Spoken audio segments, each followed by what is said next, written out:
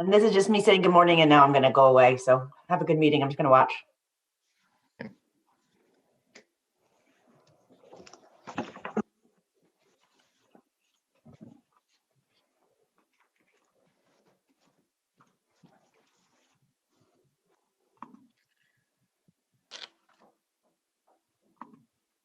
Barry, are you going to join us on camera?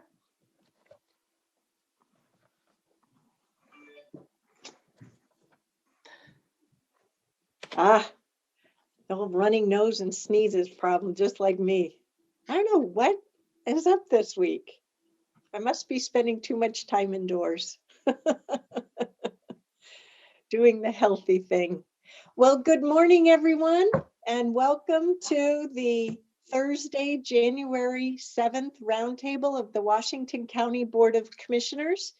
Clerk Moss, could you just take attendance for us? Yeah, absolutely, Madam Chair. Commissioner Treese? Here. Commissioner Fye? Here. Commissioner Rogers? Here. Commissioner Willie? Here. Chair Harrington? Here. Thank you very much. You are welcome.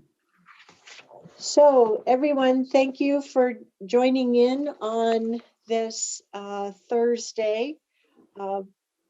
I assume that the packet is, as I reviewed it a couple of days ago. So the front agenda was modified to include our discussion areas. I'm hoping that this morning before lunch, we'll have some good information sharing discussions. And then this afternoon, go deeper into information that is in the packet and some informational things, structural things that we need to sort through as a commission. It's been quite a first week of the new calendar year so far. So I first want to certainly acknowledge that we have a new year here, 2021, and that the fact that we are still operating under the experience of a global pandemic with the community spread of this virus being assessed at an extreme risk level means that we still have some operational challenges as we move forward. And on top of that, we are now in the seasonal flu time of year. Luckily, what I'm hearing from the national press is that the incidence of seasonal flu is lower than anticipated, perhaps because people are using some very healthy practices and isolation, but also because we have record flu vaccinations as well. But we also have the possibility of Mother Nature throwing us some curveballs here with winter weather events. And I don't know if it was on Tuesday in our meetings or if it was in a meeting I had on Monday where I shared that I was looking forward to Mother Nature surprising us with a snow event, one in January and one in February. But I was quickly reminded that that would disrupt our vaccination plans and our COVID testing deployment as well. And it's like, oh, I certainly don't wish that on our community at all. So I'm now back in the camp of hoping that we have a very mild weather, just as we had last winter season in 2020. So my fingers are crossed. Before we get into the various questions that were shared for possible discussion this morning, I just want to, I'll share that I'm on a double dose of caffeine today because I stayed up late yesterday and tuned in a lot to CNN and C-SPAN with the events of the Electoral College. And yesterday was also a very positive day for us here in Oregon with the appointment of Casey Jama to the Oregon State Senate. And so now we have our first Somali member of our Oregon community serving in the state legislature, which I think is marvelous recognition of the changing composition of our Oregon community. So before we get into more topical conversations, I just want to pause here and say, how are each of you doing? How is your new year shaping up? How does it feel with regard to vaccinations? And also, I know that our CAO, Tanya Angie, has some late breaking news with regard to COVID vaccination deployments and the challenges that our staff is facing, and that would be good for us to know. Tanya, what I'm referring to is with the difference between our staff being disciplined on the deployment, vaccination deployments, and community correction. So if I could turn it over for a few moments. Yes, thank you, Chair Harrington. As of yesterday, we have learned that not all the counties through the state or the country are following their health authority, and in the case of the state of Oregon, our OHA. And so as we are being very disciplined on following the phases and the guidance, that is not what is occurring across the state. Also, with the number of vaccines in the counties that are in greater state, they may receive a greater number of vaccines compared to their population of public safety employees. So for example, with community corrections, some community correction staff are already being vaccinated. However, in Washington County, we don't have the number of vaccines to even fully deploy to police and fire at this time. So we are going to see inconsistencies across the state who is getting vaccinated in phase 1. So just wanted you to be aware of that. We are partnering very closely, and I sent you all an email update earlier this week with TV FNR to provide vaccinations to the sheriff's office. And we're confident we'll be extending in a contractual arrangement with TV FNR to extend that to vaccinations for all of phase 1. So more to come on that, but that's really exciting news and really grateful for the partnership with the fire district.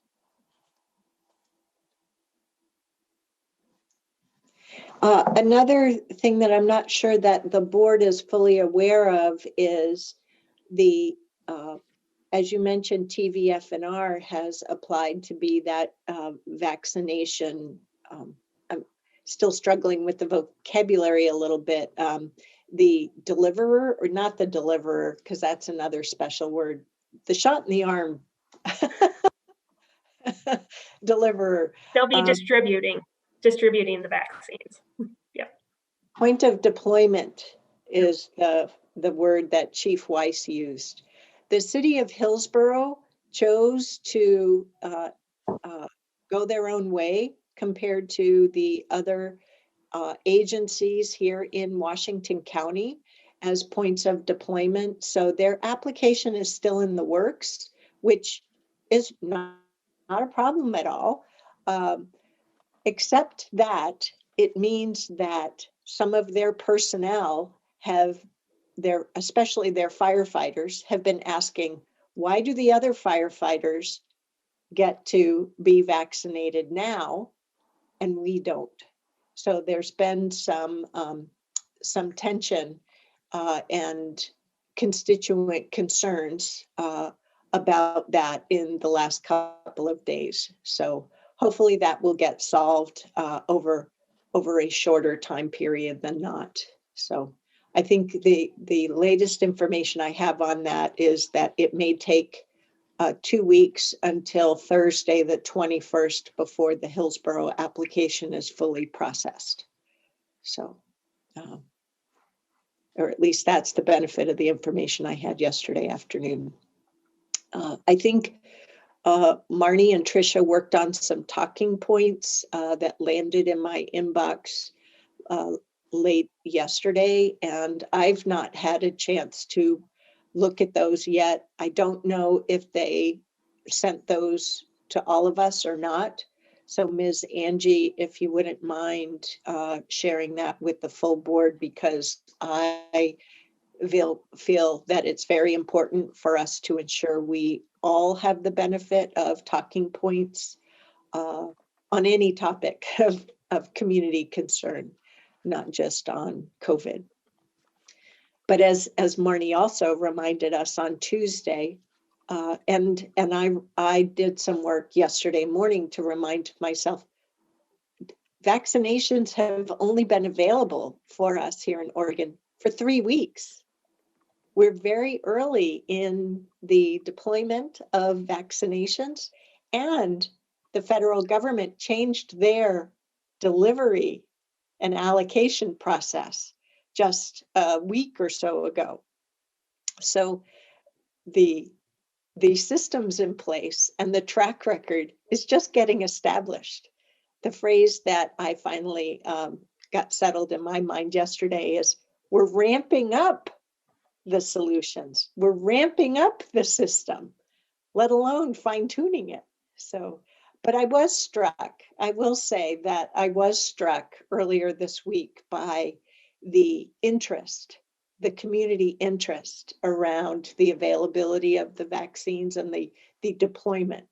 And when can we each get vaccinated? And so I wanted to ensure that we each had some time to compare notes on that and see if there are any other needs that you may have and want to share with our county administrator as we find ourselves only in the 4th working day of the new year. Thoughts, anyone?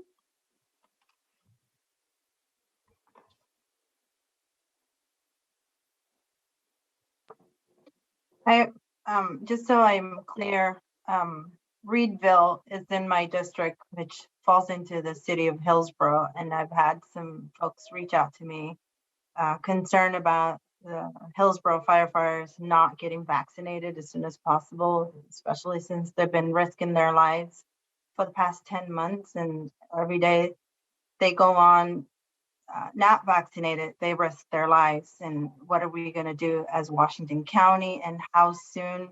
And then there's also, I wasn't aware of this, but there might be other smaller departments that may not apply to distribute the vaccine because of the length it takes for the applications.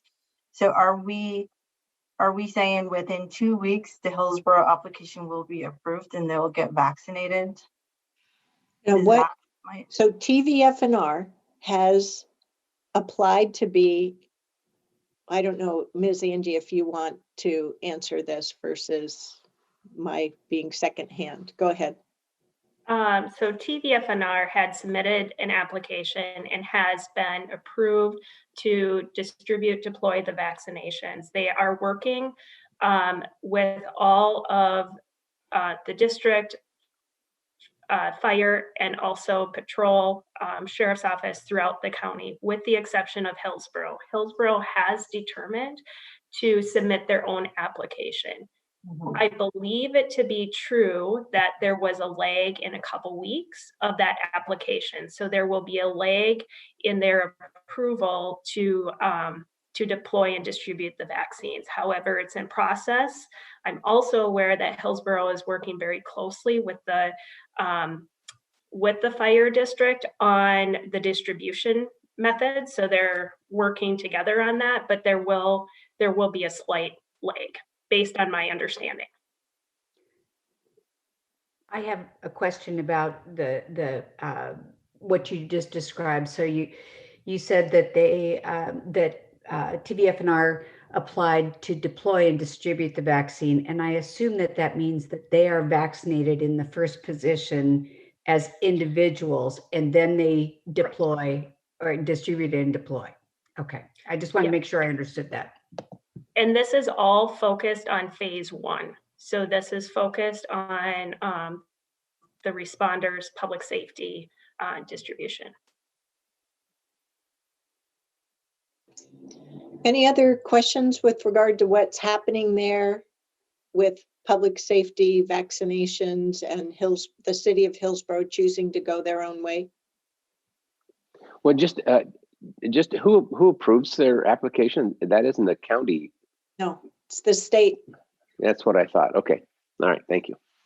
But you've got at least myself and Commissioner Fye who have been pelted with questions over the last 2-3 days about why the Hillsborough firefighters aren't getting vaccinated now, and what is Washington County going to do about it? And it's like, the city decided to opt out of the TVFNR countywide coverage, and I respect that.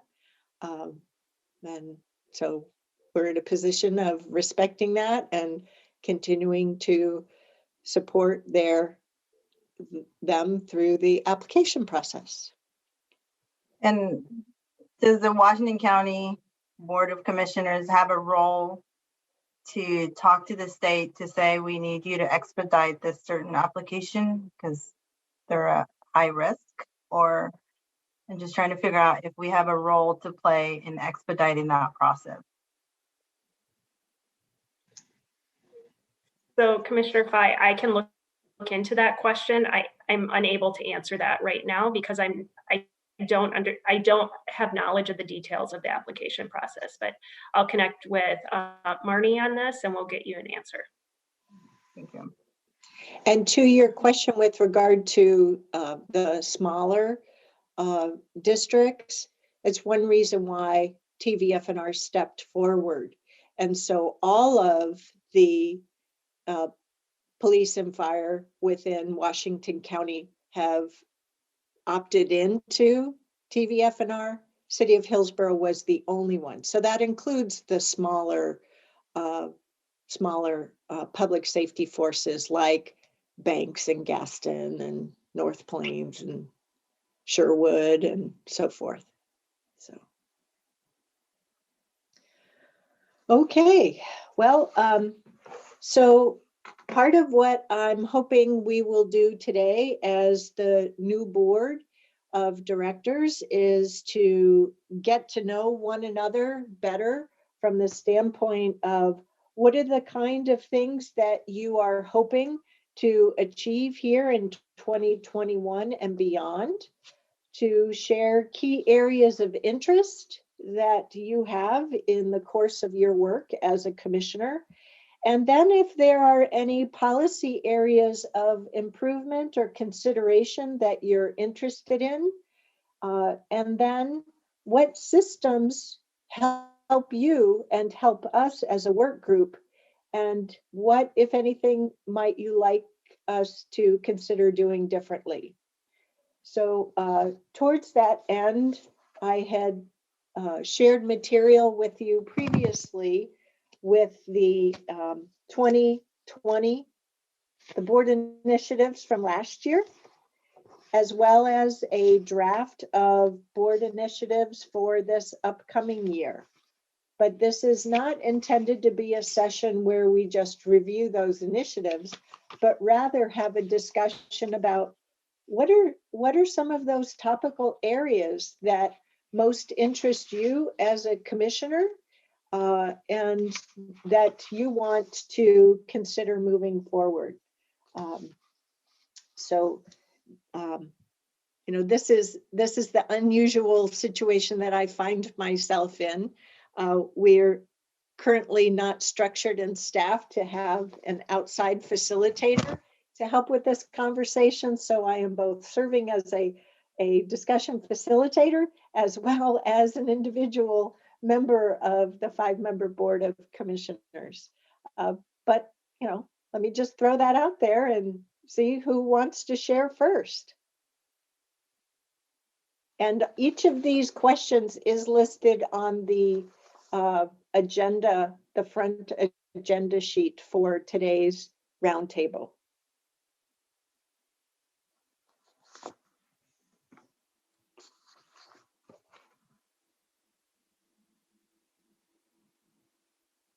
well, I'll just jump right in. I looked at the list. I'm looking at it right now. I have a multitude of screens, so that's what I'm looking at. But talk about terrific change within the county in the last year or two. We are looking now for a new county council. We just hired a new county administrator. Department heads have been changing. A lot of people unsettled, I think, in their positions. I think the list that we have with the strategic plan look and just settling in, unless Tanya wants to tell me something a whole lot different, is that people are pretty overloaded, pretty overworked, pretty overstressed. And so I think if we could just go about doing the business that we do, plus the few items that are there, I think we'll be fortunate. So I think we've accomplished a lot. We've done a lot, and I just don't see adding a lot unless she's telling me that she's got lots of additional staff time. So that's where I'm at.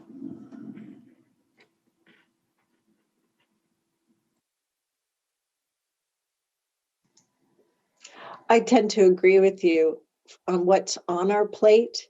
I think there's actually some more that's on our plate that I want to share and acknowledge. But I think how we go about it is worth some discussion. I do know that looking ahead, thanks to a discussion that I had with Diane in my regular one-on-one with her, and then I followed up with Ms. Angie today for our gathering together and doing our work. I think we need to go over our rules of procedure, and that's listed on our March roundtable to go over. I think it's March, it may be February. Nope, it's March. Because that lays out that the third Tuesday of the month is an extended work session. And that tends to get in the way a little bit versus pausing and having just a 1 hour board meeting to get some things through the queue. So I think how we go about doing some of our work is worthy of checkpointing. And also that by virtue of the conversation I had with Diane and with Tanya, I know, Commissioner Rogers, that with the course of your outside work, if I remember 2019 and 2020, you deal with additional business pressures leading up to the annual tax filing season, April 15th, and then again in, I can't remember if the extended time period is August or October now. Can't remember what's going to happen in 2021, but you also deal with those quarterly filings, right?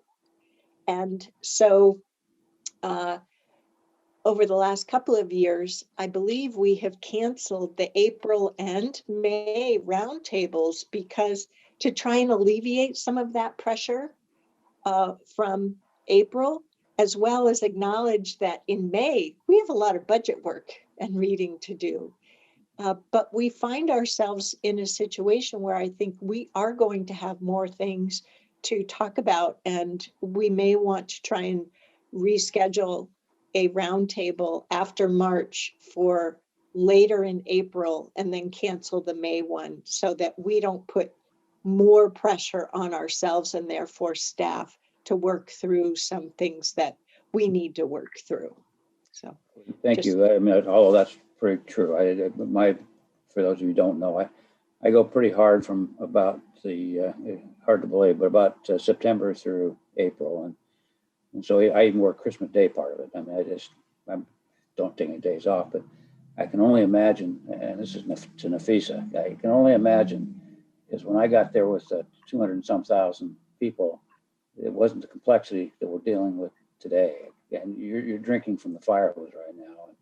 And I appreciate that. I mean, you made a remark on Tuesday about, wow, I'm not up to speed on a lot of these things. It's going to take you a couple of years to get really up to speed, but it's going to take you a good 6 months. And so I would really prefer, just me personally, to have a discussion about priorities, giving her, I'm pointing at you, can't tell that, but I am, giving her a little bit of time to settle into the saddle there, giving Tanya a bit of time to figure out what her reorganization that she's talking about is.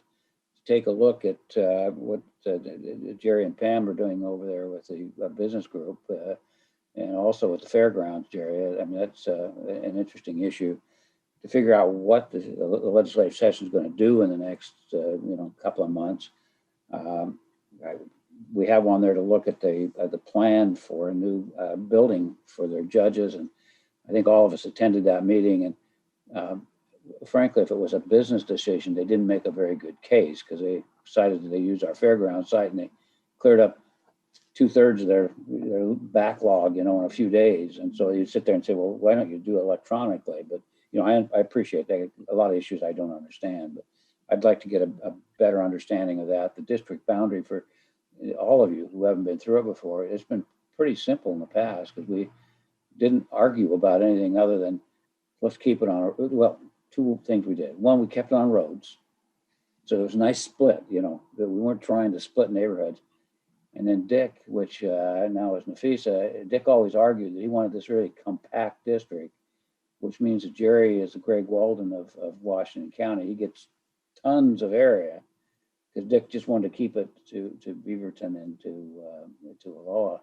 I suspect that with Pam's growth up in the north, I'm just guessing, my growth in the south, it may not be quite as comfortable to say, well, it's only the city boundaries of Beaverton. I mean, I'm not saying it's bad what he did. I'm just saying that was his preference. And I'm sure you're going to have to take in some ground that's unincorporated, that's other than Aloha.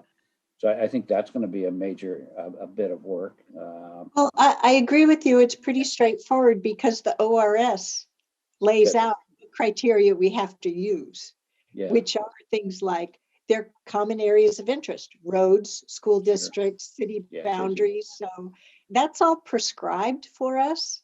But we do need to get the results of that decennial, what's that decade word, from the census. And unfortunately, we have uncertainty from the current administration of when we're going to get that data. Drives me crazy.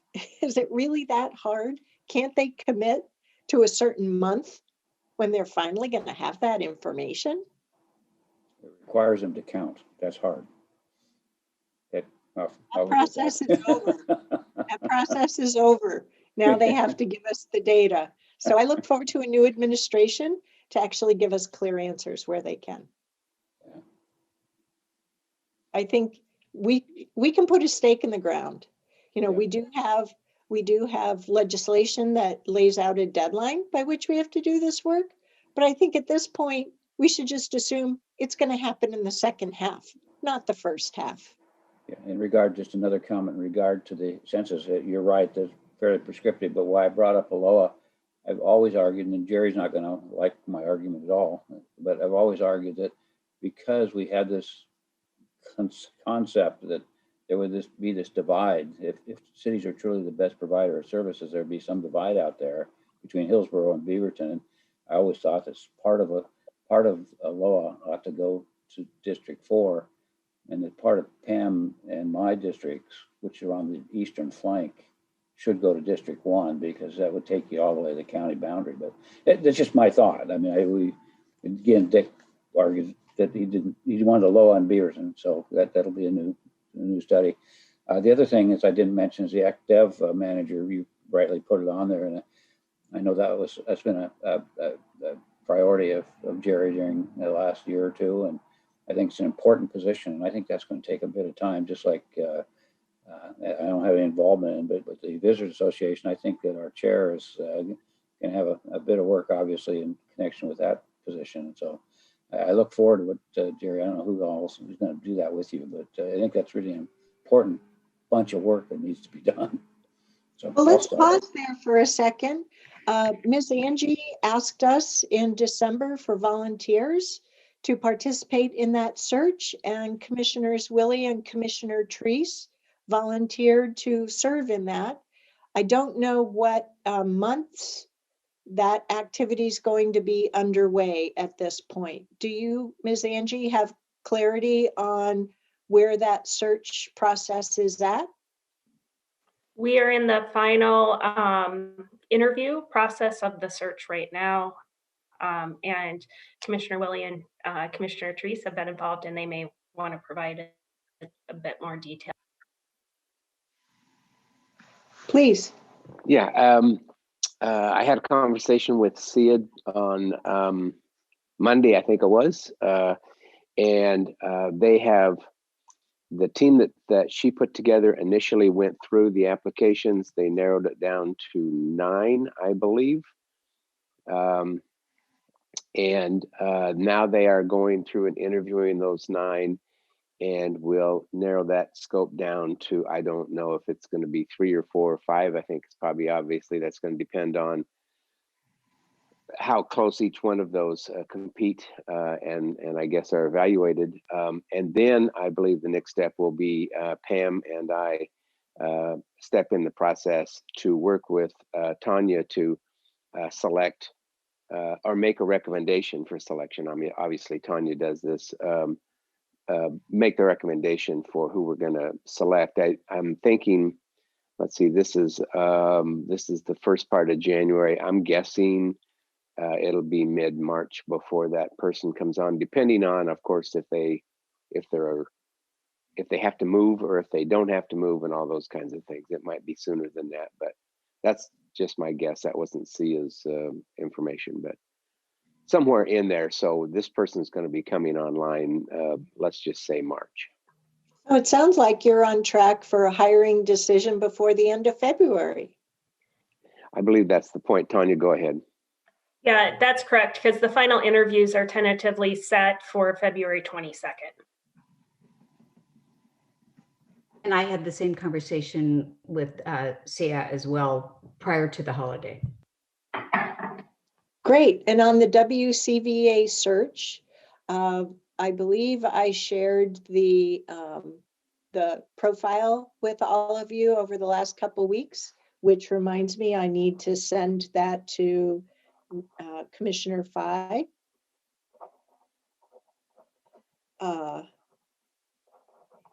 But the timeline for that is we go through the semifinalist interviews by late February, and then face-to-face interviews in early March. So it's pretty intense for me from and we have to review materials starting the middle of February. So between middle of February and the end of March, I've got those 2 active searches going on. So it's busy, but it's what the situation calls for. There is, I'm just one member of the WCVA search committee, and it's a great diverse group. So I'm pretty pleased about my role as a active participant there. But the board is the WCVA board is the hiring decision on that. So I think that is well in hand as well. So I think Chair, can I just add, I misspoke the month. I think I'm just looking forward to 2021. The final interviews for the Economic Development Manager position is actually January 22nd, not February. So I'm looking ahead. Okay. Yeah. I thought that was a little stretched out there too, but I was going to say, maybe I better look on my calendar. I didn't think it was that far out, but so thanks for that, Tanya. No worries. So it sounds well in hand. That's great. On the fairgrounds, Commissioner Rogers, I'm not quite sure what you mean there. I've been the board role for the Fairgrounds Advisory Committee, and we on the board adopted the master plan for the fairgrounds. That then feeds into the strategic facilities master plan work so that we take a comprehensive and systemic view of all of the assets of Washington County their current state of affairs and what our current and future needs are throughout the agency. So I think we will do ourselves a disservice if we move any further. And we've done a lot of work in 2019 and 2020 to ensure that members of our public know that, no, we're not going to be destroying any more buildings on the fairgrounds facility during this time. But we also don't have a clear financial plan with regard to that, nor do we have a rock solid business plan yet for the event center opening either. So that's separate from fairgrounds. Yeah, and if I could weigh in a little bit on the fair, because that's Fair. I said Totally separate. right, on the fair board.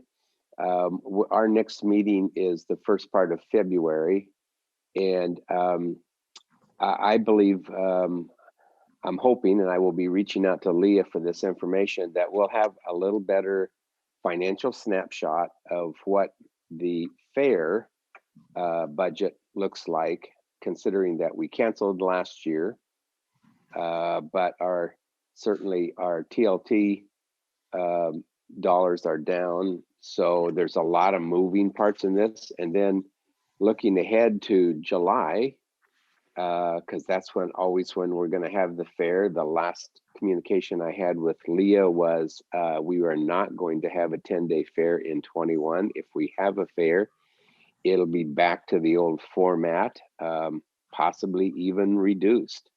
And of course, all of this depends on the pandemic and where we are as a state and as a county with all of that. The complexities, of course, are that if we are going to have any kind of certainly performers or events that we have to go out and contract with, generally those contracts have to be signed by, I believe, the 1st of May. So we have a fairly short timeline, even though this is just January, whatever it is today. We have a fairly short timeline to be looking ahead and trying to figure out what it is that we're going to be doing. But certainly the budget and the financial position of the fair is going to be a critical step to, of course, looking ahead into the future as well. So that's what we're dealing with in the next couple of meetings. Back to another topic that Commissioner Rogers raised on the good work that Commissioner Willie and Commissioner Treese have been doing on our behalf with business recovery efforts around COVID. Ms. Angie, I know you sent us all the rolling agenda for the future months ahead. And another item that was in the packet is I put together a draft of a business timeline for us looking at annual events as well as unique ones. But the question I have at this point, Ms. Angie, is could you highlight for us how we as a board have some touch points with you and your staff on what transpired through 2020 with the follow through of CRF funds following the framework, then where we find ourselves now with the new stimulus package, and I know US Treasury continues to throw us curveballs, and what our situation may be moving ahead in 2021. Is there a touch point in there? Because that may be a really offer us a leverage point to hear more from our two board liaisons for that effort. The business effort, I meant. Thank you for that question, Chair. So the first touch point will be on January 12th, and that will be a presentation shared between GR and Jack, talking about what the current legislation, the most recent legislation that was passed, in addition to current status that we know of as of now for CRF dollars. We expect, and I'm pulling up the calendars because I apologize. I don't have all these dates memorized, but I Oh, good believe. heavens. I don't ever expect you to. I printed the copy. Well, it's hard to for look on the little myself. screen. I believe we slotted it into March 2nd meeting for an additional update, or early March, to discuss then the full CRF recap and if additional CRF dollars could be deployed, and then what would be the strategy the board would want to take to deploy those dollars. Wow. March. Yeah, I do want to indicate that we moved forward very intentionally towards the end of the year to deploy all the dollars. So we're confident that we have deployed the dollars through the end of this fiscal year. So the March 2nd date allows Jack and his team to ensure that we have accurate accounting before coming back to the board for that discussion. So with the new stimulus package, we don't have any, well, so we'll hear more on January 12th. Mm-hmm. What I'm concerned about is making sure that. So I can give you a little preview of what you're going to hear on January 12th from GR. And the GR team is actually going to send you a memo about a week ahead of time before that meeting, so that you'll have time to review that and then be able to ask questions too at the meeting. Well, hang on. Mm-hmm. January 12th is just next Tuesday. Right. I, for one, can wait. That's Okay. not a problem. What was going on in my brain is, oh, well, if they're still, if they have everything sorted out January 12th, great. But I wanted to raise the sensitivity to, if there are some things that are still available, moving beyond January 12th, we know from our 2020 experience that we're going to feel all kinds of political pressure, irrespective of what the rules are. Mm-hmm. And so how can we make sure that we're fleet of foot for navigating that? That's all. That's just what I wanted to share.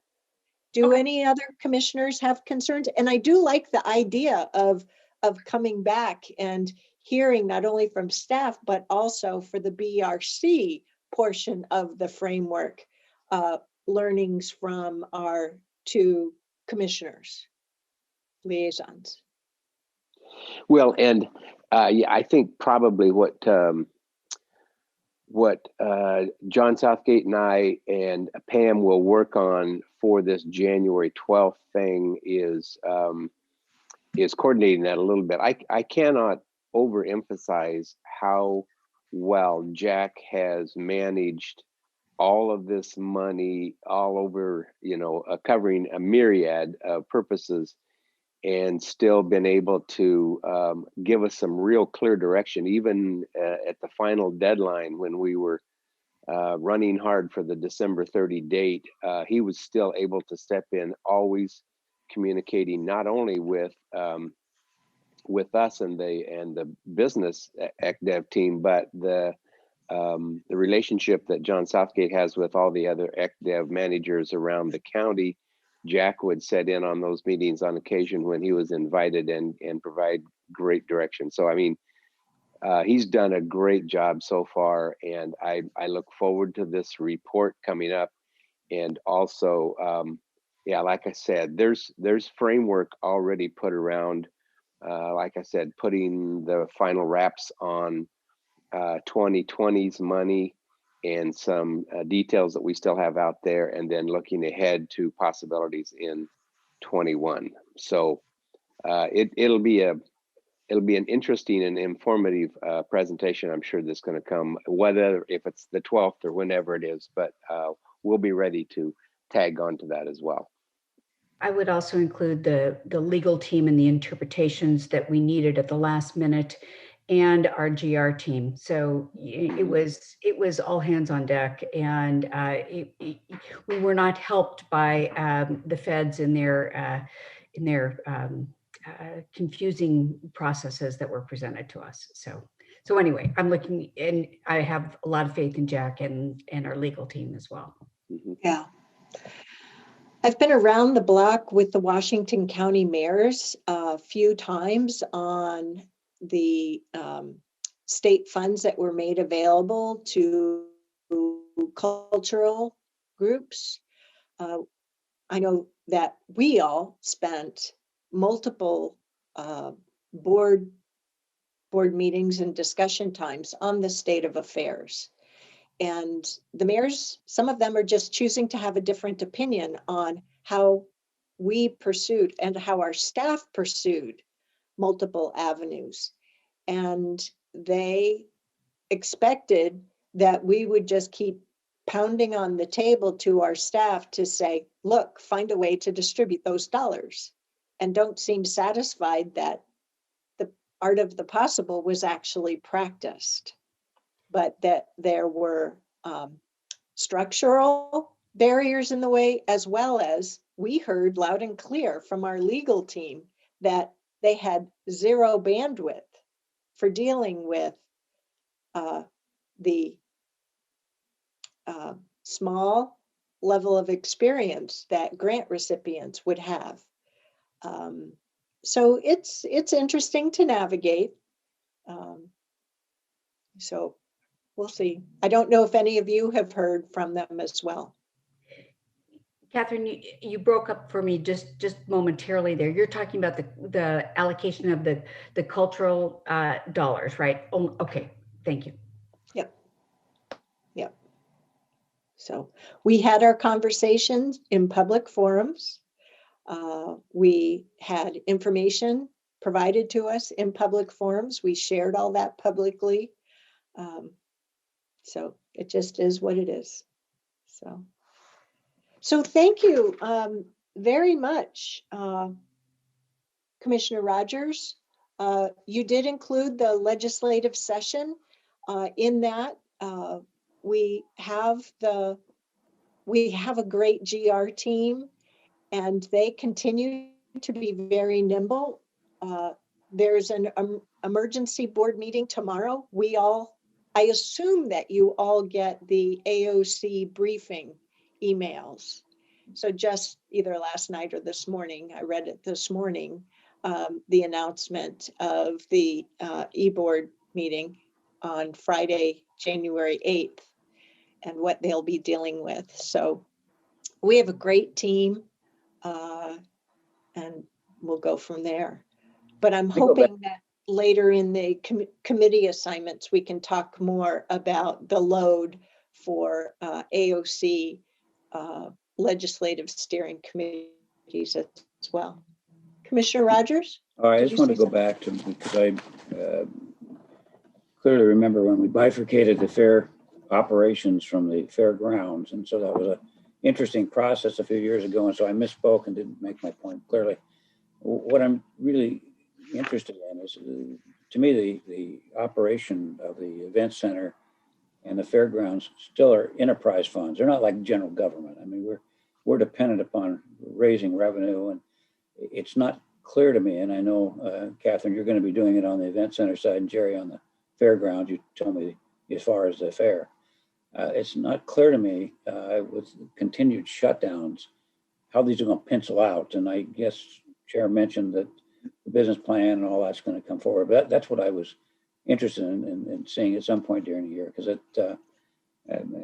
it's nice that we allowed the courts to use it. It's nice that we had some homeless activities that we were able to use the facilities for. But sometime we got to make some money on these things. I mean, that's what they're designed to do. So I wasn't clear when that would come about. I know Jack is going around giving some update on something. I think I'm scheduled next week or the week after, but I'm just curious that during the year, somewhere that we slot in maybe an understanding, if there isn't going to be a fair this year, it's going to pay for itself. What does that mean to us?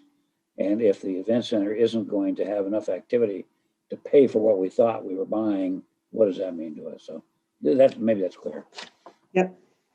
And I think that is information that we need to look to our CAO to handle. I know I'm hoping that she'll put in some kind of process for a quarterly management update to us, as well as share with us more about what I label as some financial messes that we have. And I'll share that information later too. Ms. Angie? So in response to the fair and Wingspan, the first discussion is going to be coming before the board on January 26th. I'm assuming that that will receive feedback and there will be multiple discussions on this issue, but Roy, it's scheduled on January 26th.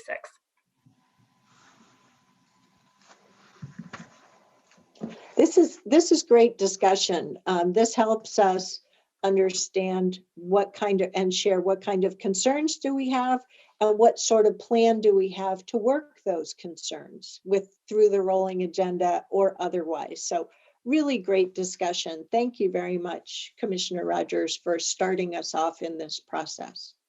Other commissioners, what are your thoughts? You know, what do you look forward to in 2021? What's on your mind?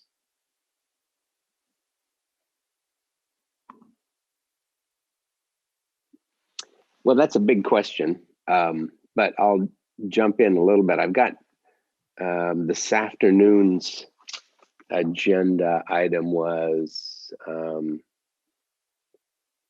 I thought was a little bit more pertinent, but maybe I read the agenda wrong. Anyway, obviously, just some of the things that are my priorities for 21 is again pushing ahead on this rural broadband and all of that.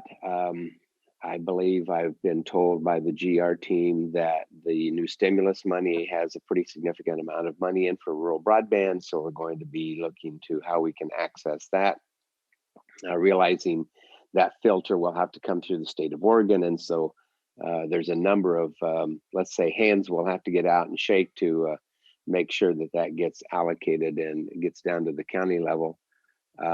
Salmonberry Trail continues to be moving ahead and has some baby steps in there. So I'll share that at the appropriate times with that. I do have a video that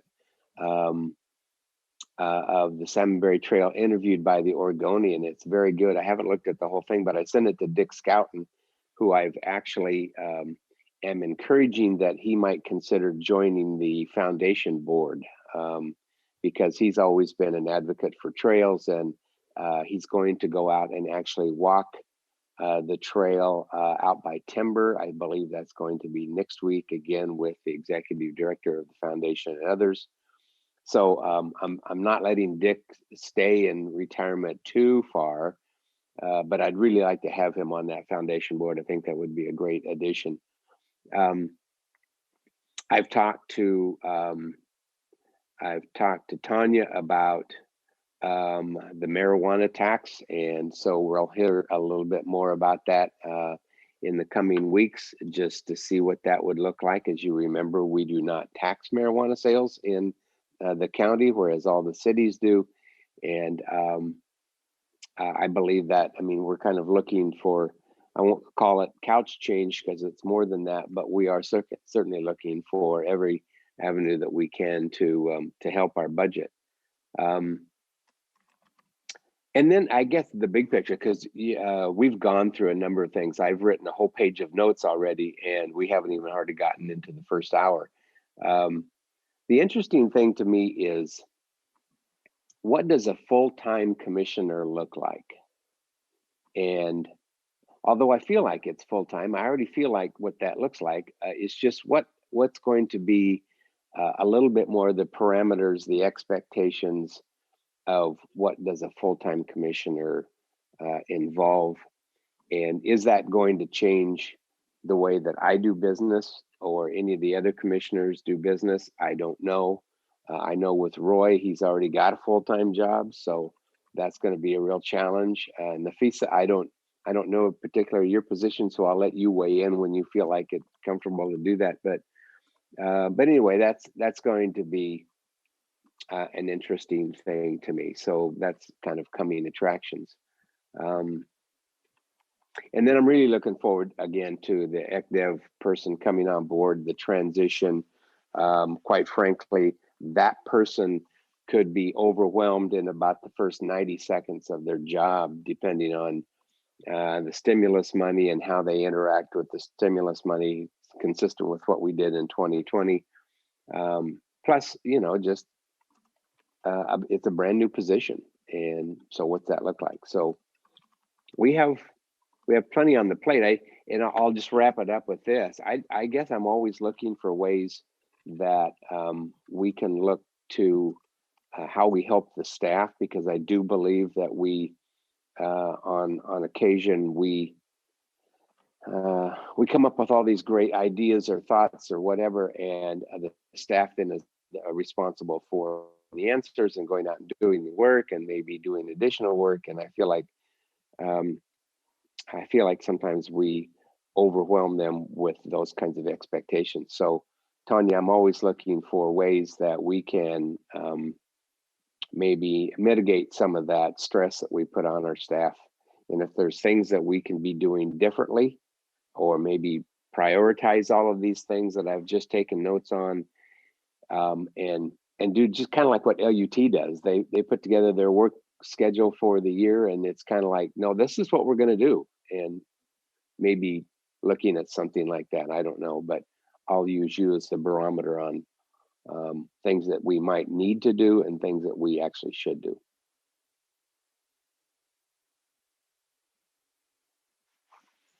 So on That's all I that got. latter item, we do have time set up in the roundtable to hear from our CAO. You know, February will be her 5th month, I believe, on the job. So we'll be hearing from her the very beginning of the month. So really just 4 months. But the processes that we've had in place are really processes that for lack of having a CAO that was a process manager and transparent with the board, I have brought this information forward and structured it so that the board has the benefit of it. But it's not going to stay that way. We should continue to have our own board areas of interest and use some kind of tool, whether it's board initiatives or some other tool, to manage our 2 primary and very critical resources of our time and our political capital. Those are the only 2 resources that we as a commission have. And that's where the board initiatives tool comes in. Do we have to stick with the board initiatives tool as we have it? Heck no. But we do need something that helps us move forward with our current year as well as future years. But I look forward to our new CAO putting new management tools in place to ensure that we are successful as one agency. And for lack of those tools right now, we've got the tools that we do have. And I agree with you, Commissioner Willie and Commissioner Rogers. We have a very full plate. There's plenty on the plate, as you put it. On the marijuana tax, on your interest, one question I have for you is that to say that because we discussed this back in 2019, is that to say that you'd be willing to serve as the commission champion to put this before the voters of rural and the unincorporated areas, the UUAs, as well as the rural area? Yeah, I would. Because that's what we know it involves. Yes, and I think the reason why I'm kind of continuing to push a little bit on this, realizing 2020 took us way off course on a number of things, but the reason why I do is because when this first became legal several years ago, I was mayor, and we were then in the city of Hillsborough defining where we were going to allow these retail facilities to locate in the city of Hillsborough. So I was involved with our planning department on that and the zoning that went into that. And then we started talking about the tax. And then the state stepped in, of course, and capped the amount of tax that we were thinking about we would assess. And I don't know what revenues that is generated just for the city of Hillsborough, but it seems like, from my standpoint, low-hanging fruit. I think we should be doing this in our stores and unincorporated. And again, I understand Ruth is taking the lead on this staff-wise. But so long answer to you, Chair. Sorry. Yes, I would be willing to do that because I think I have the background and the expertise to do that. Yeah, so we did go over this in work sessions in 2019, spring, summer, fall. And as a board recognized that we had a lot on our plate and we did not have a commission champion willing to see it through, the board referring it on the ballot and seeing it entirely through the campaign. So hats off to you for being willing to continue to steward that. And we'll put it on the board initiatives for some additional next steps. That's great. Other commissioners? Oh, I'm sorry, Alan, did you have something more to say? Good heavens.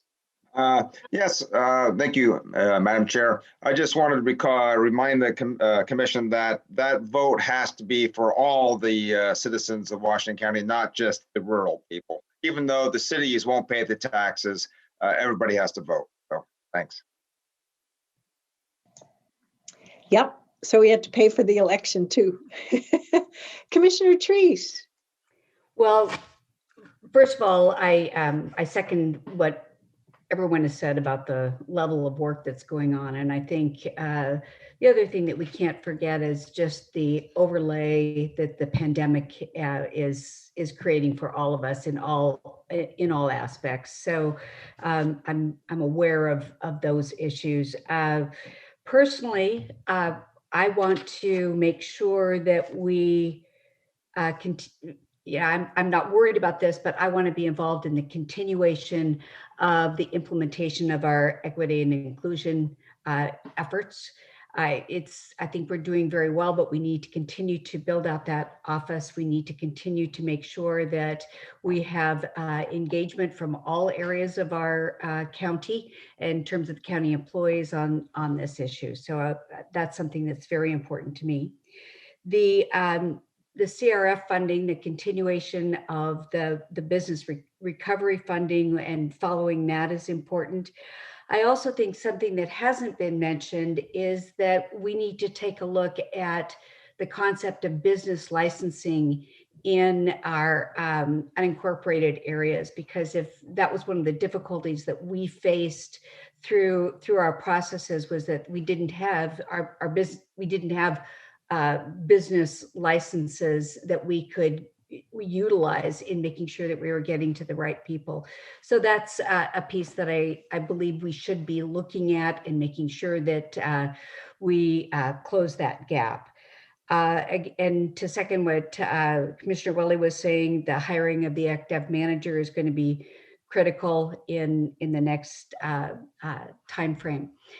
The other piece that I'm very interested in following through on is the strategic planning process. And I'm looking forward to working with Tanya in relationship to how we look at the process, what our commission engagement is, what our public engagement is, and making sure that we have a process that we are all comfortable with, and we end up in a place where we have a roadmap that all of us can relate to. Along that same line, there's two different issues. Commissioner Willie mentioned, what does it look like for full-time commissioners? I'm very interested in making sure that we follow through on our pathway. I think we've got a great start in relationship to the charter change, and I will be following that closely. but along that line is the communication piece is critical too, to our public and to our internal folks. As we look and as I watch what Tanya's doing in relationship to the operational changes in the county, I'm very interested in providing support, providing resources if necessary, if there's an advantage in doing that with my experience in the corporate world and looking at how we restructure, how we move forward, how we communicate to employees and how we communicate to the public. So Tanya and I have had some discussions about this, but I'm very interested in the work that's being done in relationship to being an efficient human organization as we go forward. The last year or the last period of time for me was really absorbed with the Get Moving 2020 work. I want to continue to, what I want to do is not lose the work that was done. Even though the measure didn't pass, there's still a tremendous amount of work that was done. I've talked with Stephen and Chris at length about this, but I do want to make sure that we're following through on the efforts in relationship to the areas that we identified. And I think that Get Moving 2020 really focused the work in transportation on equity. And that was one of the key points of Get Moving 2020. And I'd like to make sure that we follow through with that work as we move forward. So those are kind of areas that I'm interested in working on, but you know, there's other pieces that I'm sure we'll be working on individually and as a group.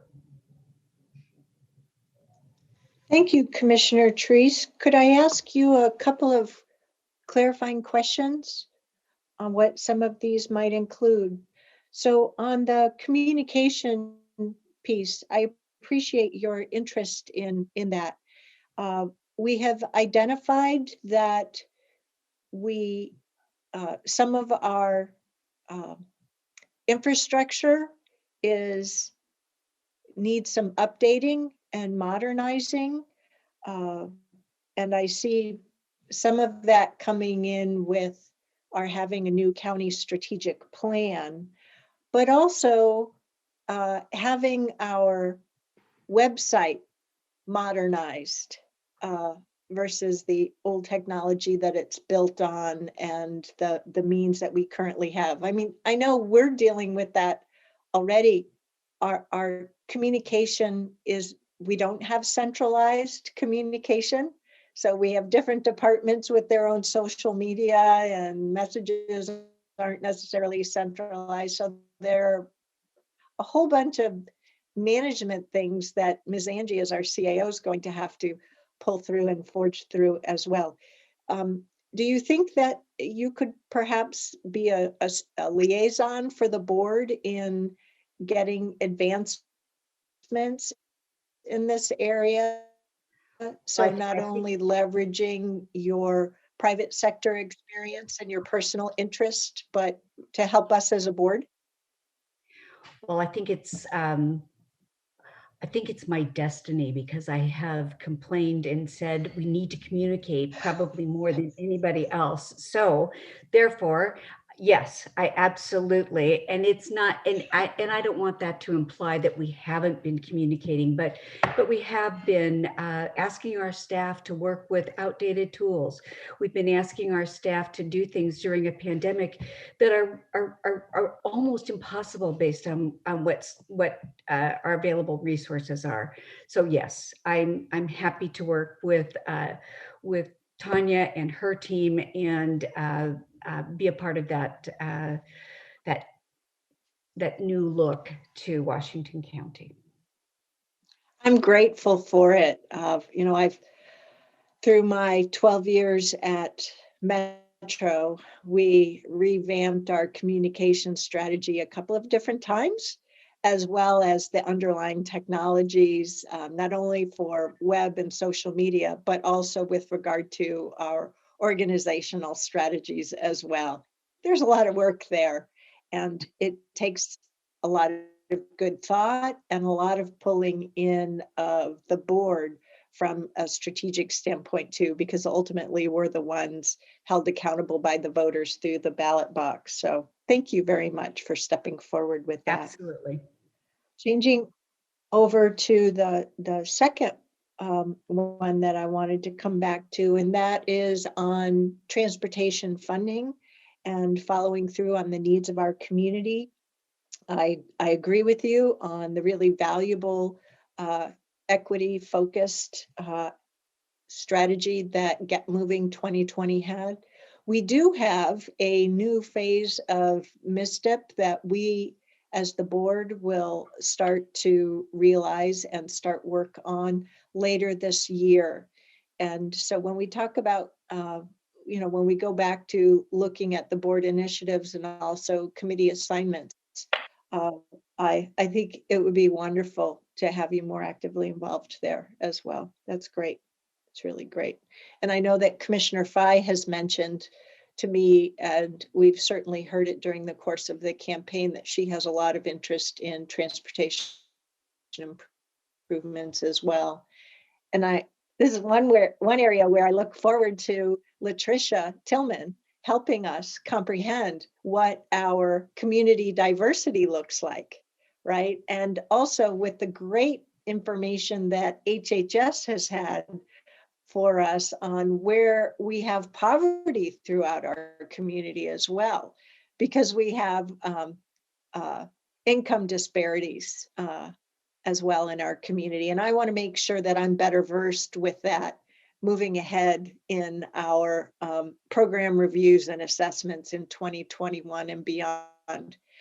And darn, I'm disappointed that the Census Bureau delivery of data is slower than we had originally thought we would be at, but COVID, Catherine, COVID. Yes, Commissioner Treese. I want to add one other piece to the transportation discussion, and that is throughout the process, I learned so much about our land use and transportation department and their how wide their focus is, but at the same time, how well they work with other departments like HHS, and frankly, even with Clean Water Services. And I think that Stephen leads a department that is really interested in continuing the equity work, continuing to understand how their investments shape our community as a whole, not just moving from point A to point B. So the degree to which we can support that work and continue to emphasize how important it is for those groups to work together, I think is incumbent upon all of us. Great, good observation. Thank you for sharing that. Do any of the other commissioners have any questions or thoughts with regard to what we heard from our colleague? No? Okay. Commissioner Fye, is there anything you'd like to share with us on what you're looking forward to perhaps in this new year and beyond? What kind of key areas of interest do you have coming in, whether it's policy or not? And then, we've really thrown you into the fire here your first week, and some systems that we've used only for the last 2 years, but for lack of anything else, we at least have something now. And you bring new and different experience. So what are your thoughts? Thank you. And yes, I feel like I could have started this job differently, but we're in, 20. I don't think anybody anticipated 2020, but if it provides any comfort, I'm a war child. I think I survived war and refugees. I could survive this, and all of us can survive this. And I think with grace and kindness and compassion, I think everybody will survive this pandemic and thrive at the end as well. You know, I'm excited to be part of the board and to have overwhelmingly District 1 voters chose me to be in this seat, and I'm committed to, you know, I've been helped as a refugee, and I'm committed to helping people and being impactful for not only people in District 1, but everyone in Washington County. And I'm hoping that with my presence here and with my election and this win, that our board will be able to challenge the status quo and be innovative and try different things and you know, empower, because people are watching our board and people are seeing, and it sends a message when we try different things and try challenge the status quo. You know, I'm excited to go on a journey, you know, with Tanya to learn and get to know more of our departmental internal work that's going on, and just have a road trip, internal road trip with the department directors, and just get some debriefing from what every department is working on, and to learn and to really develop that sympathy that all the work that's happening and all this work that they're doing, you know, to sympathize with everyone, because I think every one of you expressed that the staff are overworking and overloaded. You know, with that being said, the voters of District 1 knew me, that I was a new candidate, and that I was going to go through a learning curve, but they also didn't send me to learn for the next 4 years. They sent me to make things happen and to be impactful, and really fulfilled the promises that I was making on the campaign trails on issues around, you know, public safety, making sure Washington County is prosperous and inclusive place. So that's really a top priority for me. Affordable housing and having a really bringing new ideas to that conversation and different ways to challenge the norm and the practices that we've been doing and applying, how we solve that crisis.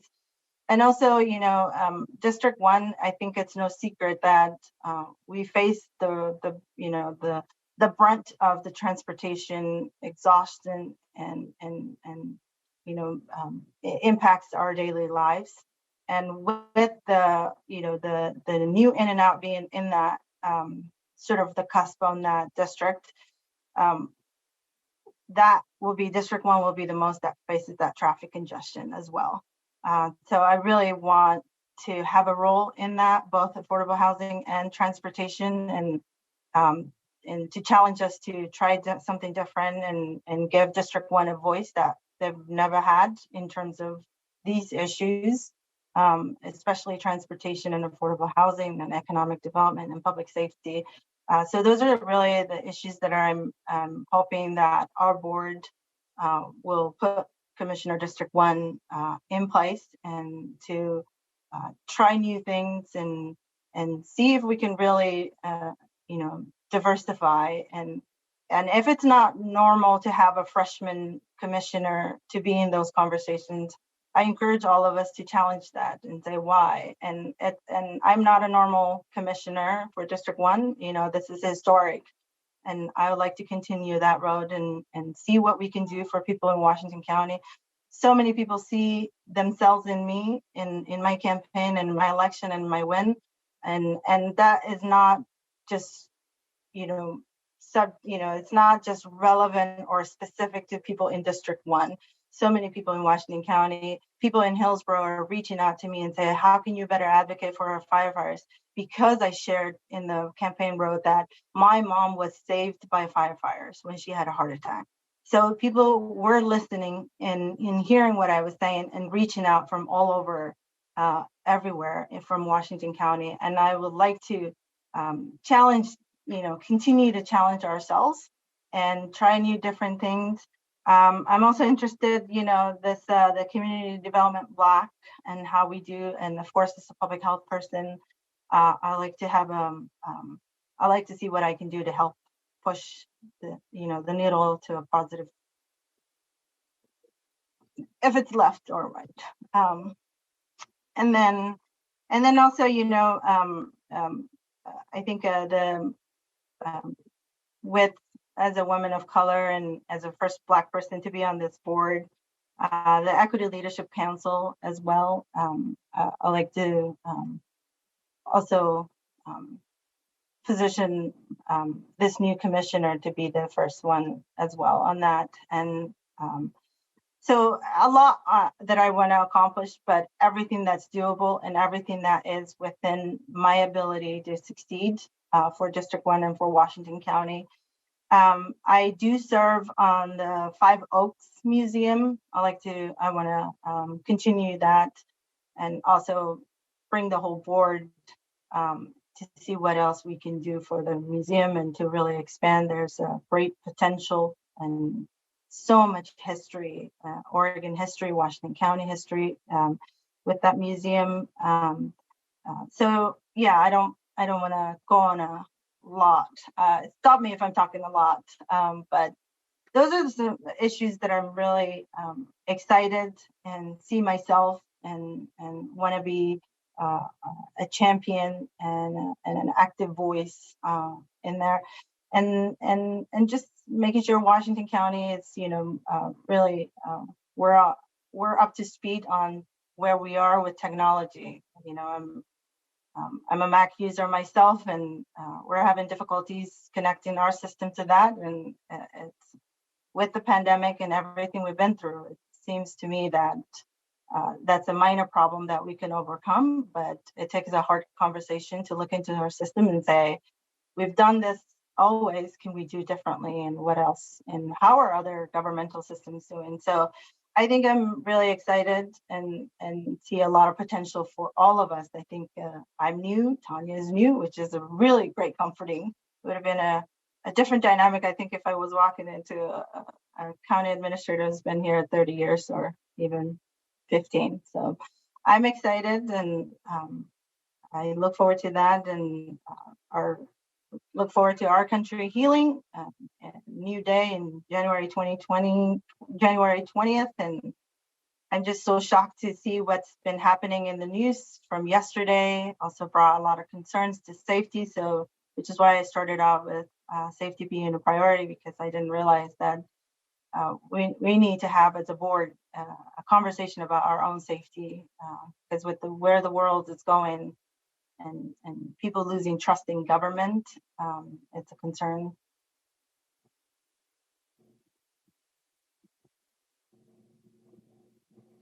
If I could just respond to that, that's pretty impressive overview of what you want to do, Nafisa. That you have to keep in mind that Pam and I spent the first month trying to find where the bathrooms were on the first floor. So we didn't have to come and provide a list like that, and it's a good thing, because we would have probably been a little embarrassed. We also had a running start in our commission because we were elected in May, so we started attending commission meetings mid-year. Pam started them before I did, actually, and so, but we had several work sessions and commission meetings under our belt before we were ever sworn in. So I commend you on your homework that you've done on this, and it's a great start. And we look forward to working with you, because I think as a commission, the one thing that we've emphasized is the importance of our collaboration and working together, and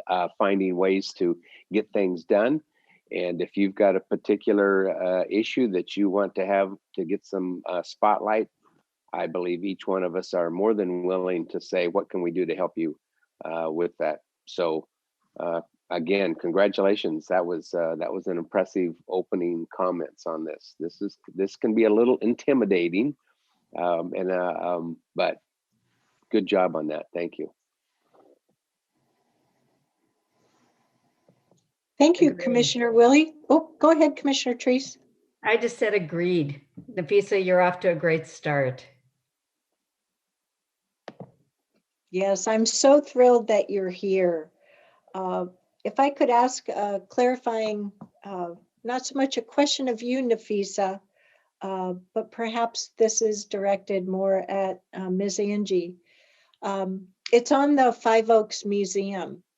And I know I shared, it might have only been, I don't know if I shared this with our CAO or only with Elizabeth, my chief of staff. I've asked multiple times for a clear picture of history of why we provide the level of budgetary sources, dollars through our budget to the Five Oaks Museum, and what is our working relationship and how is that memorialized, and what do we really get for that over $200,000 a year? And that's on my list of information needs here in 2021 before I feel that I can approve a budget for the next fiscal year. So thank you for reminding me of that. And also, you are thriving already as a new commissioner. You're doing great. As Commissioner Willie mentioned, we did go through some exercises as a new county commission, starting in February of 2019, and then through March and April, and then the summer, to get to know one another, to go through these same sort of open-ended conversations about what are you looking for, what are your areas of interest. But also at that time, we had no tools to capture that information, to take stock of how does that compare to the work we need to get done. The rolling agenda was new. And also, how do we take stock of our too limited resources as a board, our time and our capital. So we worked through that as the three of us who were brand new out of the five were trying to come up to speed on the departments, their strategic plans, and the Washington County budget. So we can definitely, as Commissioner Willie did, empathize with where you are. And I think you're hearing it from us that you're doing great. You're doing great. And we have a great deal of confidence, and we're on the journey with you. Commissioner Treese. Thank you, Chair. I just wanted to point out one piece that Commissioner Fye mentioned toward the end of her presentation there, and that was about the safety of the board. And I think that that's a key thing for all of us to be considering. I'm sure we'll have the opportunity to work with Tanya on this issue. But as we watch what's happened throughout our country and throughout our region, frankly, I think we need to do an assessment of our building, how we operate. Certainly, when we're operating in this virtual arena, it's different. But I'm looking forward so much, as I know all of us are, to getting back together personally. I think we need to make sure that we have good protocols in place. And I appreciate Commissioner Fye bringing those up. And I look forward to supporting the work that I'm sure Ms. Angie will undertake. Yeah, and towards that end, you can count on me continue to be a champion for making sure that we have a welcoming and safe environment. You've already been through 2 years of my saying that our current setup does not feel welcoming to me. So I think there's got to be a balance there as we move ahead. So as is true to our form, the chair usually goes last in discussions like this. So I have my list, and my list is really a high level one. It doesn't necessarily anchor down to, well, add that to the board initiatives or committee assignments. I'm looking forward in 2021 to getting out from underneath COVID, right? life will be returning to more ordinary, not normal, because this virus isn't going away. It's here to stay and all. But things, I'm hopeful that by the time that general population folks like me can get vaccinated starting the end of June, that perhaps by the fall that we can all be working face to face again and might have the possibility of experiences face to face again. Getting back together face to face is definitely something that I look forward to. I also want to recognize and ensure that the four of you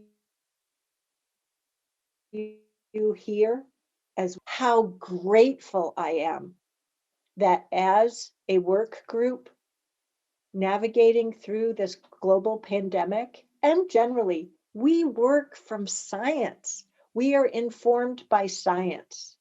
And I was reminded of this in the Tri-County Chairs meeting on Monday, as well as entertaining a call last night about 9:30 from a county commissioner in Clackamas County, that we really have been dedicated to that science-informed principle as we work together to ensure that we're addressing the community needs that continue to evolve in this public health crisis and its associated economic crisis.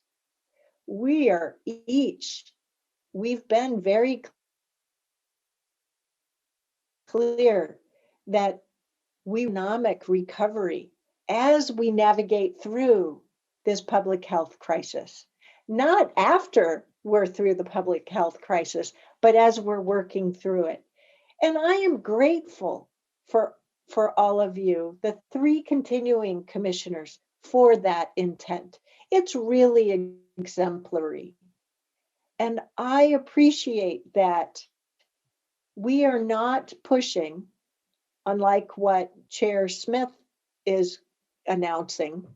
She wants their commission to be meeting face to face, and that includes the impact to the employees right away.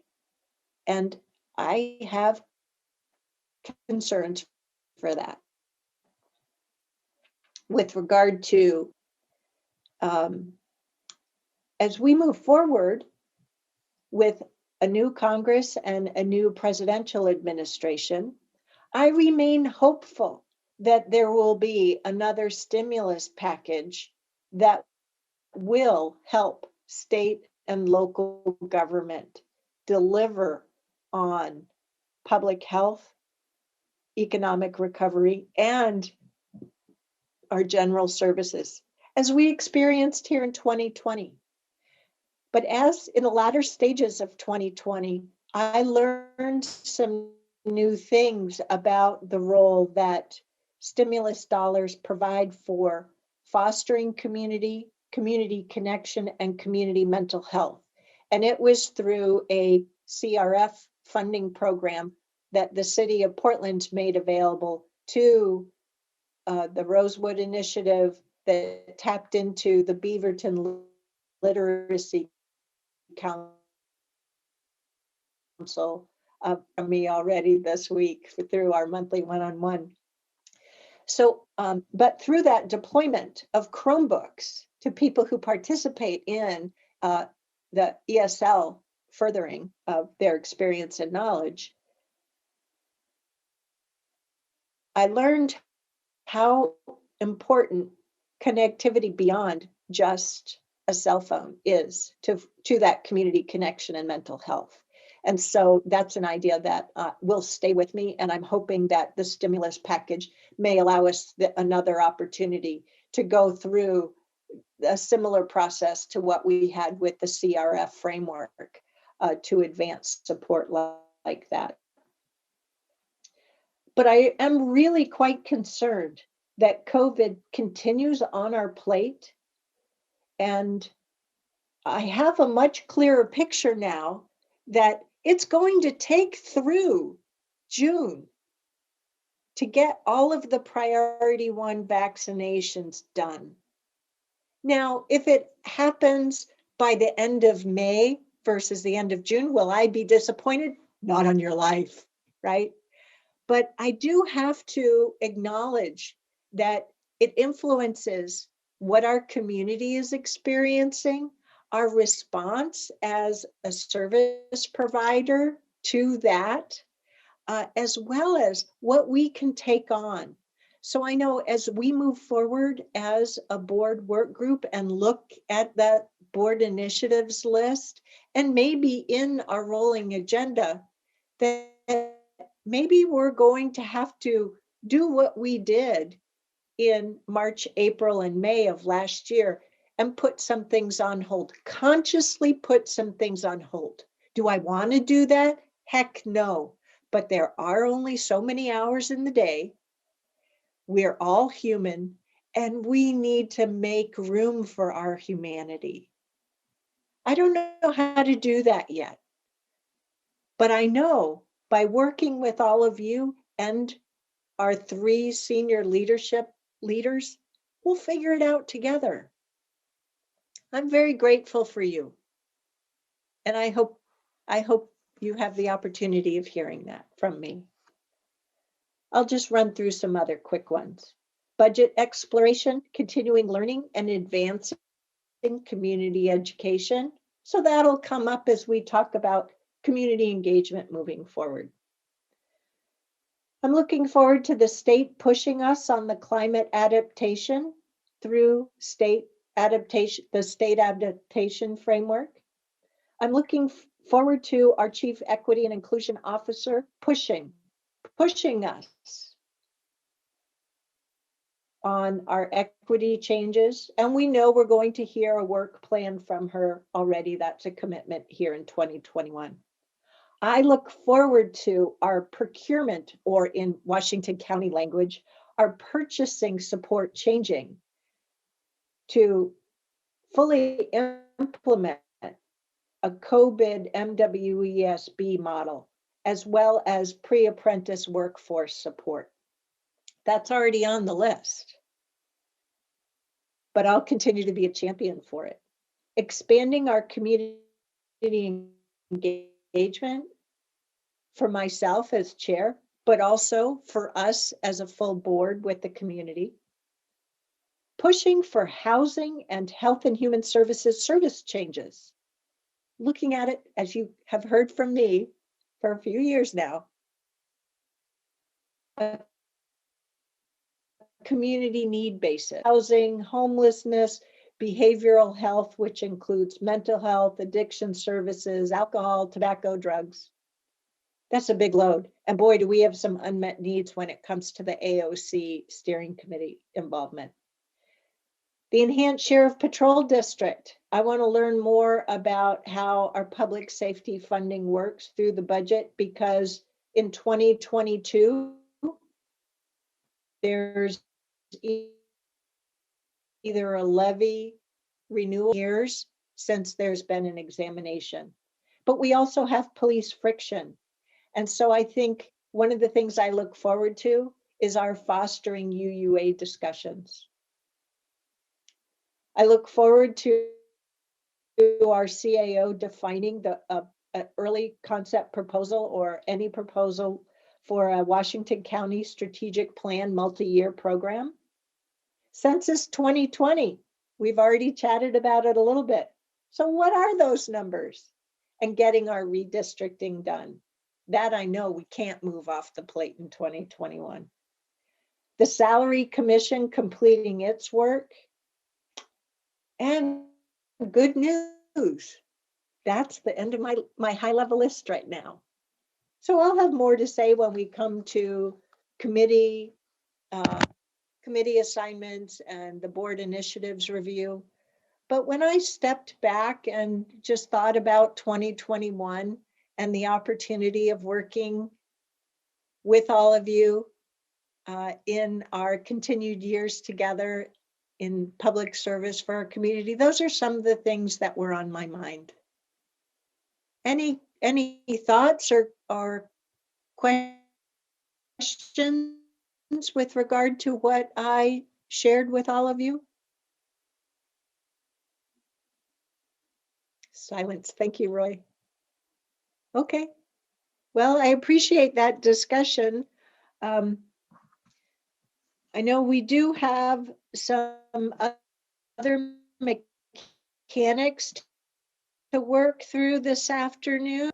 One of the questions that I proposed in this list of questions for potential discussion is what systems help us as a work group? And I don't know from your standpoint what works, but also what would you like to do differently? Are our current systems useful? I know you've given me quite the compliments over about the materials that I put together for the roundtable packets. I mean, is it enough? Is it lacking? Are we doing okay between that information and the rolling agenda? And some of the information that's in this current roundtable packet, like the timeline, doesn't particularly land on some agenda item topic. Any thoughts? Any surprises?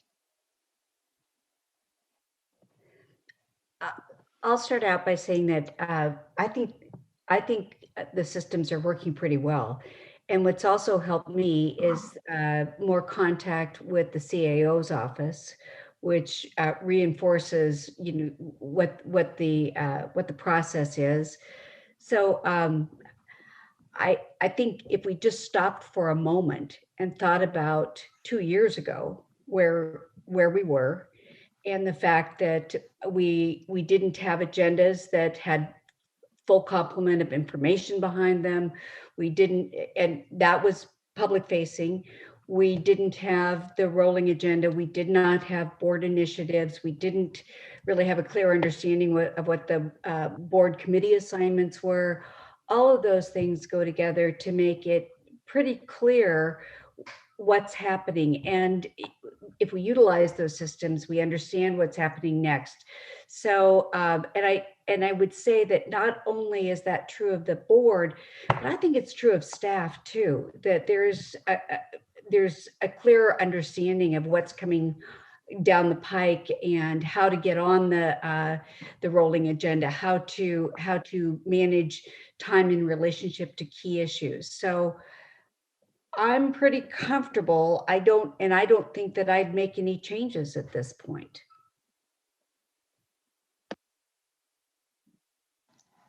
Thank you for that.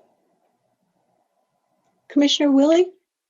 Yeah, I think I would echo what Pam said, just because it's helpful to me to be able to look at the rolling agenda, what's coming down the pike, and get a better sense for I'm not living day to day and trying to keep up with the train as it leaves the station. So yeah, these things are helpful to me, and I'm hoping that they are also helpful to Tanya as well, and as Pam pointed out, staff, so they can see where we're going in advance. So if that's not the case, Tanya, this is your opportunity to speak up. But yeah, I do appreciate that.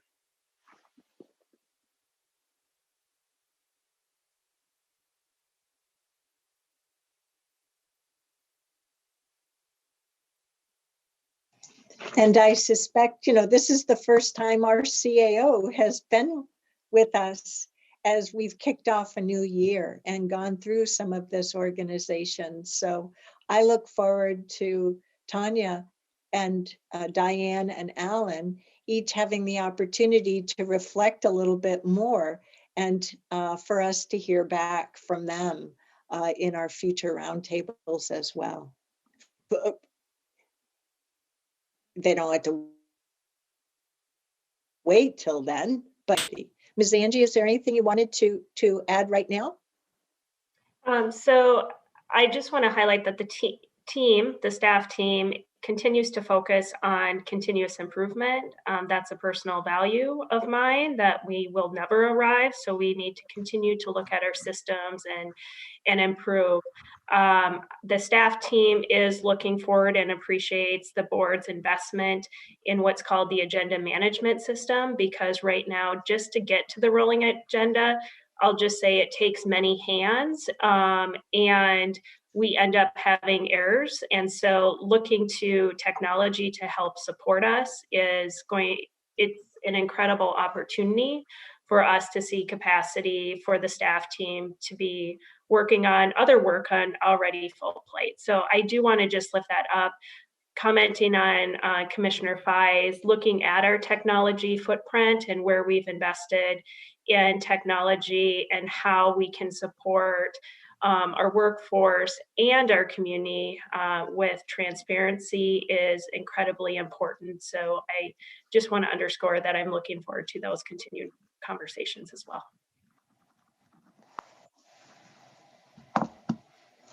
Well, and I know Commissioner Rogers, you've seen quite a change as we have all experienced technology changes in our lifetimes, but you've also seen it in the county's implementation as well.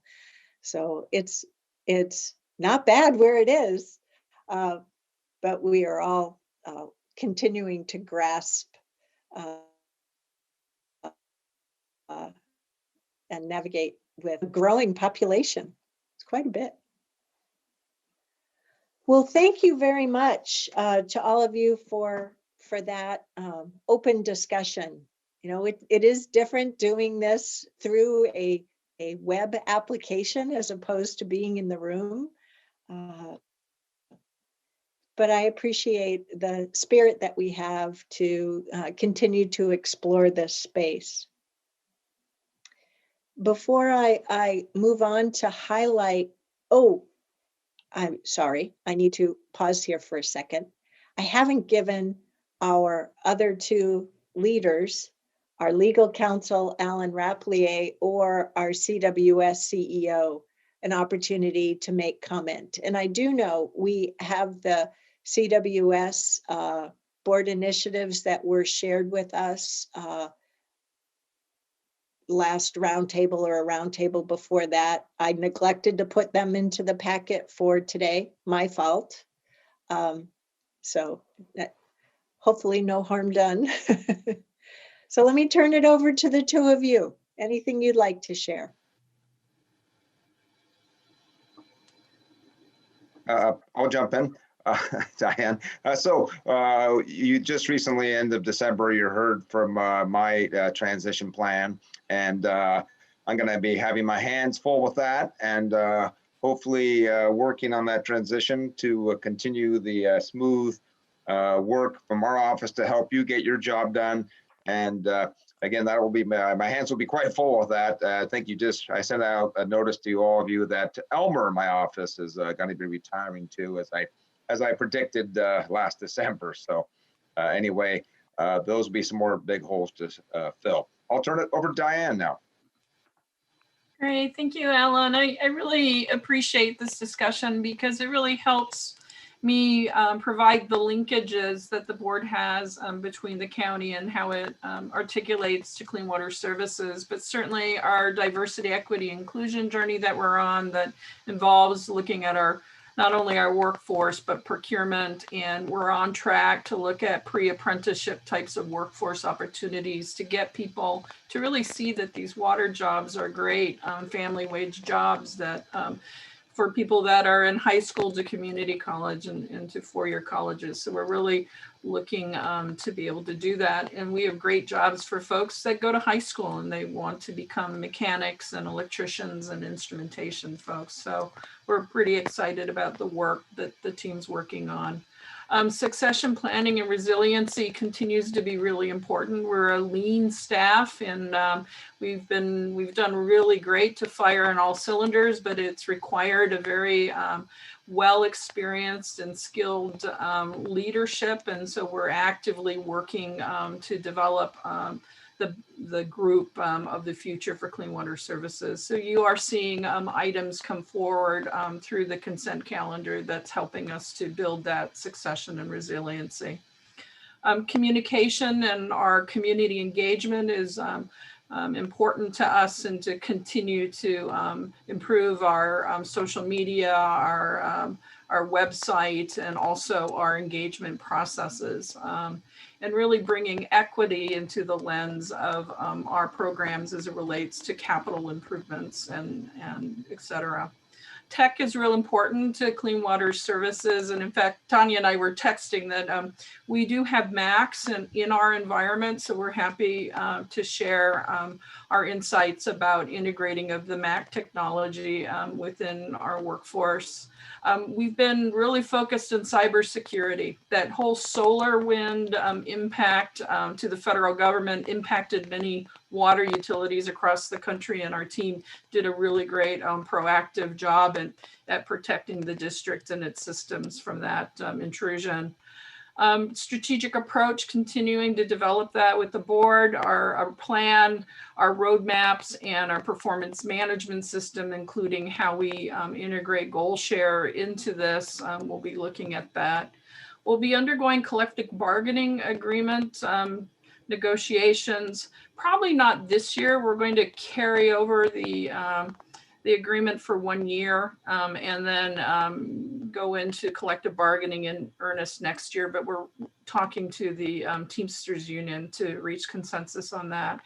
And the support that Clean Water Services can do with the climate framework as it relates to water management and resource management within the region, and really working with Tanya and her team on sustainability and really linking it to the adaptation framework to help with conversations on that area. But I really thank the board. This is really helpful. Mark Jockers is also listening in. So Mark and I are already kind of pinging on the things that we want to include for the board in discussions on our roadmaps. So thank you.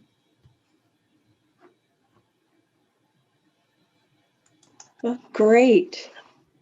Thank you, Alan and Diane. Really appreciate it. So what you saw our agenda is this afternoon, leveraging all of our conversation from this morning,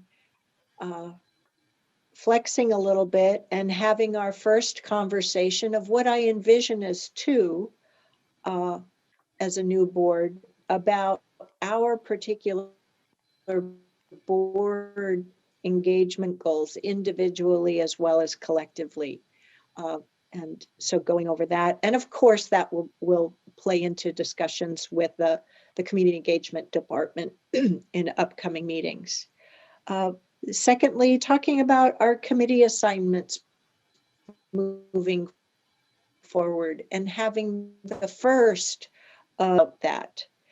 Then talking about the budget process and potentially a new budget process, and really only discussing what are some process outcomes that we're looking for.